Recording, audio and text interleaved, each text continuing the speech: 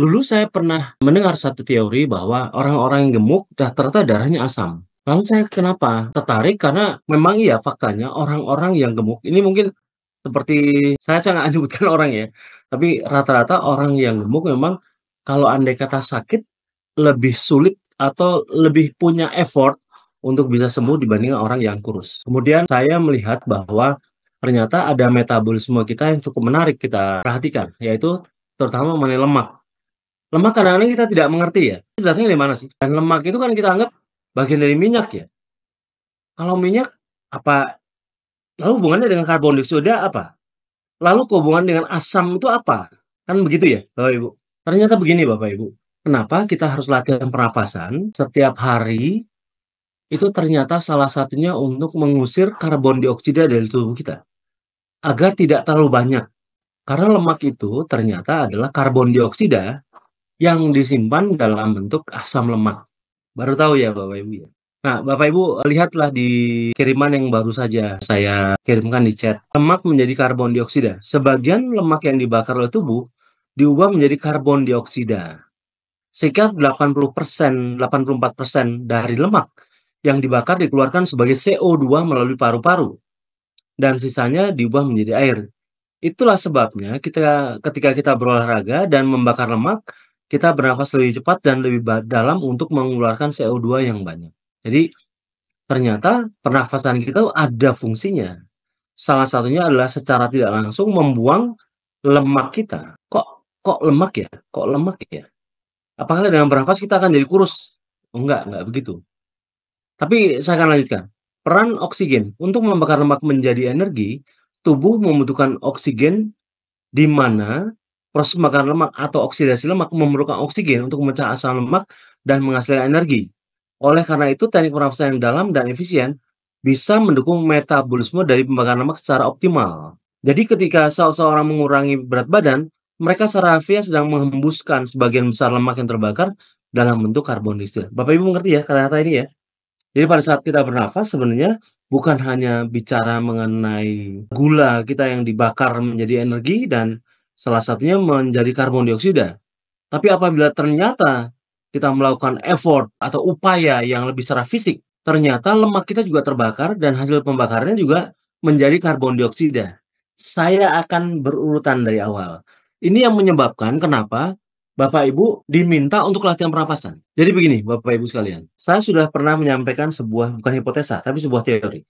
Kalau hipotesa itu kemungkinan akan terjadi, bukan. Ini sudah terjadi dan akan terjadi apabila kita melakukannya. Pada saat kita makan apapun yang datang tumbuhan, itu kan makan karbohidrat berarti, ya.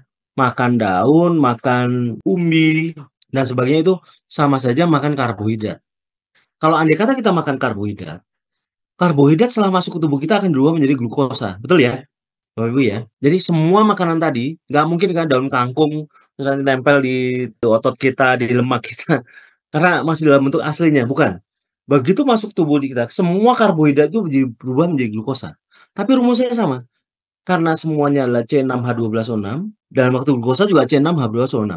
Jadi secara otomatis akan dirubah menjadi karbohidrat yang cair, namanya glukosa itu. Nah, glukosa itu rumusnya sekali lagi, kalau andai kata dia dimasukkan dan kita suka beraktivitas, dia akan dimasukkan sel dan dirubah menjadi energi. Bagaimana kalau andai kata itu tidak beraktivitas? Maka gula tadi akan dirubah oleh insulin menjadi asam lemak. Jadi itu cikal bakal menjadi lemak. Jadi itu sebut triglycerid. Orang tahunya triglycerid lah gitu-gitu. Jadi orang diabetes, kenapa TG-nya tinggi-tinggi? Ya iya, karena kenapa? Gula yang dalam tubuh kita karena nggak bisa dipakai, akan dirubah menjadi lemak.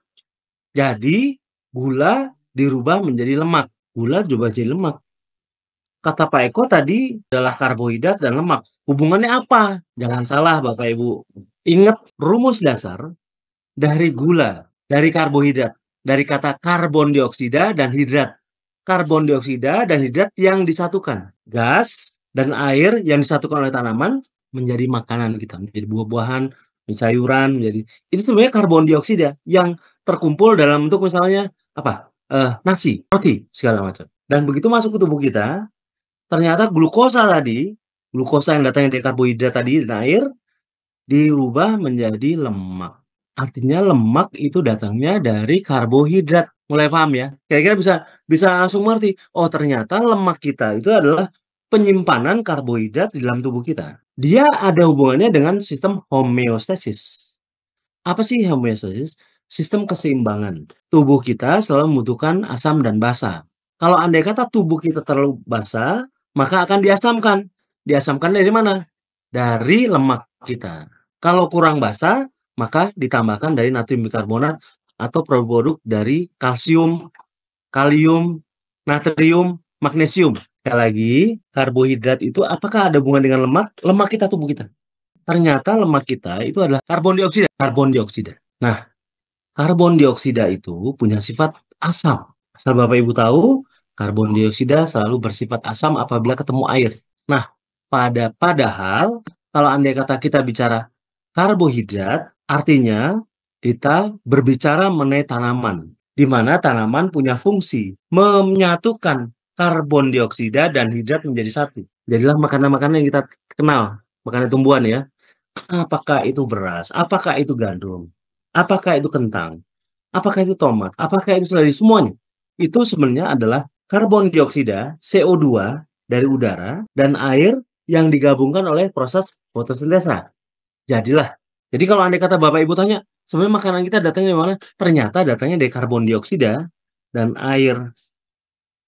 Gitu ya. Jadi, begitu kita makan, maka dia menjadi glukosa.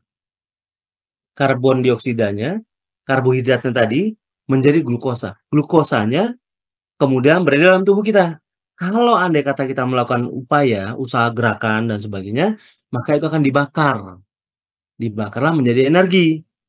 Kita jadi bertenaga, tapi hasil pembuangannya yang kita keluarkan lewat nafas itu adalah kembali ke bentuk asal. CO2, karbon dioksida. Gitu loh ya. Dan air. Airnya di mana? Uap air yang kita keluarkan bahasa bicara. Jadi kalau andai kata Bapak Ibu pakai handphone, kelihatan ada uapnya di sini. Nah, itu karbon dioksida dan air yang aslinya keluar, asli dari asalnya.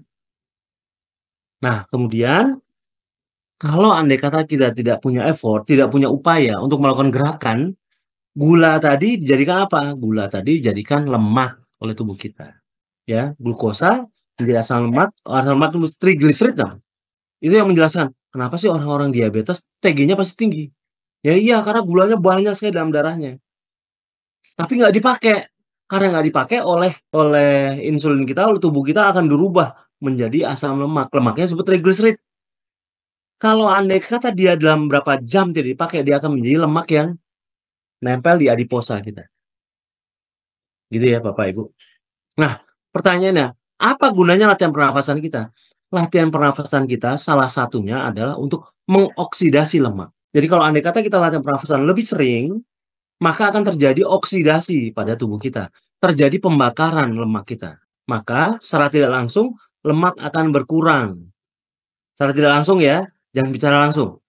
Secara tidak langsung lemak kita akan berkurang, diurai kembali menjadi bentuk aslinya, karbon dioksida dan air. Nah, karbon dioksida dikeluarkan oleh tubuh kita, maka secara otomatis kita sedang mengeluarkan asam dari tubuh kita. Itulah kenapa makanya kita latihan pernafasan adalah memasukkan basa dari udara, dari oksigen, O2 yang disebut alkalosis respiratorik itu, atau dari pernafasan kita dapatkan sifat alkali dan kemudian mengusir asam dari tubuh kita. Acidic respiratory. Dibuang. Asamnya dibuang, dimasukkan basanya. Jadi pada saat orang latihan pernafasan lebih banyak, biasanya dia lebih langsing. Dan pasti lebih sehat. Karena kenapa? Sekali lagi, kanker suka dengan situasi asam. Betul ya, Bapak Ibu? Teori kita sama ya? Jadi sebenarnya antara latihan pernafasan berkorelasi kuat. Makanya dalam latihan anti kanker, makannya harus dibenerin, latihan pernafasan juga harus dibenerin. Mentalnya juga harus dibenerin. Kira-kira begitu. Dan ini membuat kita dengan harapan apabila melakukan kedua-duanya, pola makan dan pernapasan, maka kita akan menjadi sehat paripurna. Bersemangat Bapak Ibu ya. Lalu apakah pernafasan secara langsung atau tidak langsung mengusir kanker? Ya secara tidak langsung. Apabila darah kita menjadi basah, kan kanker tidak suka. Posisi suasana yang basah, dia sukanya asam. Suka asam berarti harus banyak karbon dioksida. Karbon dioksida datang dari lemak kita yang banyak. Makanya cenderung rata-rata orang yang sakit kanker pasti punya lemak lebih banyak dibandingkan orang-orang yang kurus. Makanya pada saat latihan di Mobi ini, lemaknya harus dihabisin. Karena kenapa? Dia penghasil asam terbesar di tubuh kita. Ya, Bapak Ibu, itu teorinya. Mudah-mudahan menjelaskan.